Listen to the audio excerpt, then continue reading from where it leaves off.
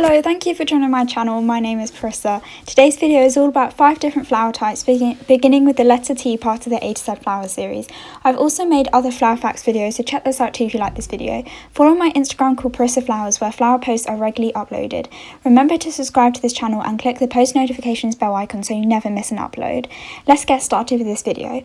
The first flower beginning with the letter T that I'm going to be talking about is the tulip. The meaning of this is deep love. The colours that the tulip comes in is cream, maroon, purple, white and yellow. The tulip blooms from March to April. Some interesting facts about the tulip is that there are over 150 tulip species. There are over 3,000 genetically cultivated varieties and naturally occurring varieties. The tulip is native to Central Asia. The tulip comes from the Persian word delband, which means turban, due to the turban shape that the tulip has. The flower is related to the lily, asparagus, onion and garlic, as it is in the Liliaceae family. Tulips are edible, and interestingly, those who could not afford to eat food in World War II ate tulips, as they are a nice alternative to onions. Tulips can be made into wine. Tulips only bloom for 3 to 7 days, and tulips will grow at least an inch taller if you trim off an inch. Tulip is the third most popular flower in the world and is the second most popular flower to be gifted on Valentine's Day. For medicine, tulips are in a group of drugs called statins, also known as HMG-CoA reductase inhibitors, which decrease bad cholesterol levels in blood and increase the good cholesterol levels. Therefore, tulip can help treat someone with high cholesterol. It can help lower your risk of a heart attack, a stroke, and the tulip is recommended after a heart transplant. Remember, if you're going to be using flowers for medicinal use, to check with your doctor or pharmacist so that you have the right dosage. How do you grow tulips? So ensure that you water them because they can get very thirsty. So if you're putting your tulips in a vase, then ensure that you keep refilling with water. As the plants drink a lot of water, you just need to make sure that you replace that. And the soil type that you should provide your tulips with is well-drained sandy soil. You should plant the tulips from mid to late autumn. The sunlight you should provide them with is full sun, and food is not necessary to grow tulips. The second flower beginning with the letter T is the trumpet vine, and the meaning of this is beginnings. The colours that the trumpet vine comes in is orange, yellow and red. The trumpet vine can take years for the flower to reach maturity. It can even take up to 10 years. Interesting facts about the trumpet vine is that it can grow up to 8 centimetres. It is native to the United States. It is in the family called Bignonicaceae. It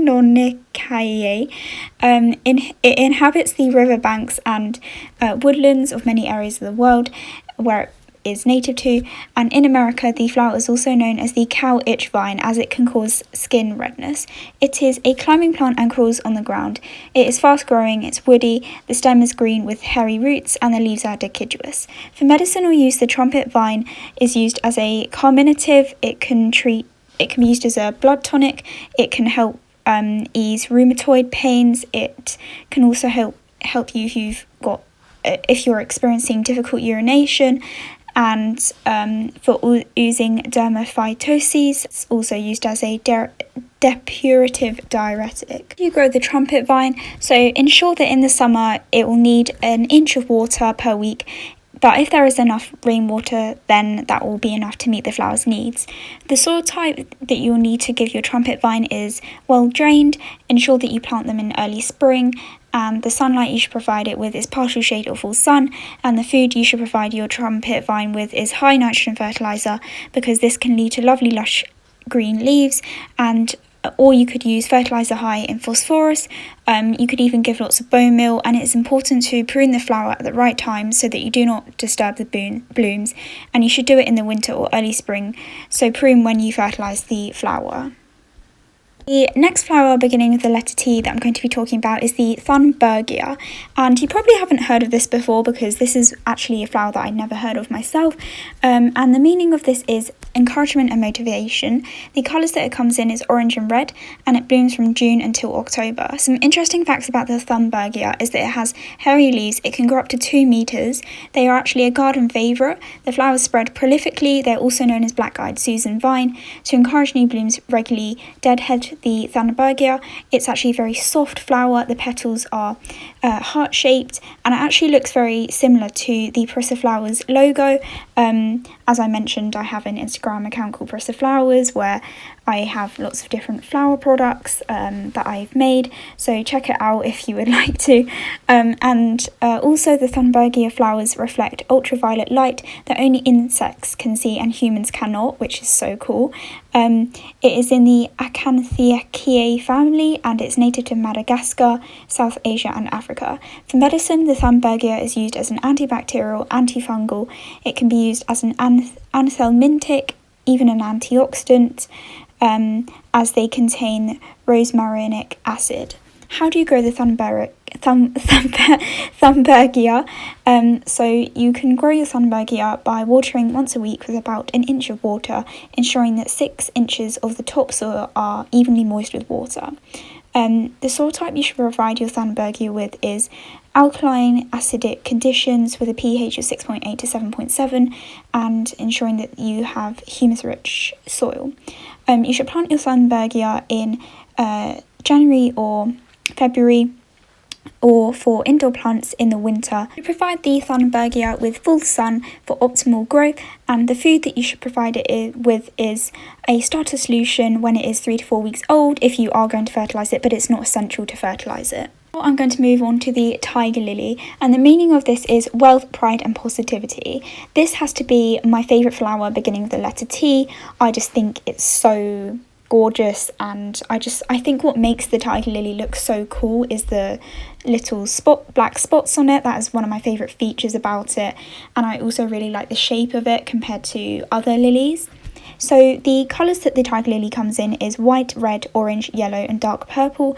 The tiger lily blooms from spring to autumn, and the bulbs can take 120 to 130 days for the flowers to bloom. So some interesting facts about the tiger lily is that on the petals they have black spots, as I mentioned. They are easy to grow. There are up to 40 blooms that can be made by one plant, which I think is incredible. They look good in containers, on borders. They are the only unscented lily.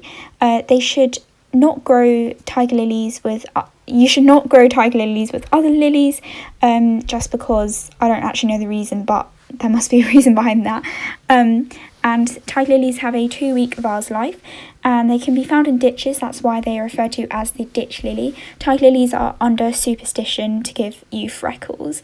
For medicine, the tiger lily can be used as an anti-inflammatory, a diuretic, an emollient, expectorant, and emmenagogue. In Korea, they are used to treat boils, coughs, palpitations, and sore throats. How do you grow the tiger lily? Ensure that you provide it with an inch of water per week. The soil type you should provide your tiger lily with is well-drained moist soil. You should plant it in autumn. The sunlight you should provide it with is full sun. And for food, it's ideal to feed it with a 5 to 10 to 5 fertiliser, and that should be given to not encourage much flowering, or to encourage lots of flowering. Add compost twice a year for all the nutrition that they will need. Last flower beginning with the letter T that I'm going to be talking about is the Tithonia, and the meaning of this is adoration, faith and loyalty. The colours that the Tithonia comes in is orange-red with a yellow tinge.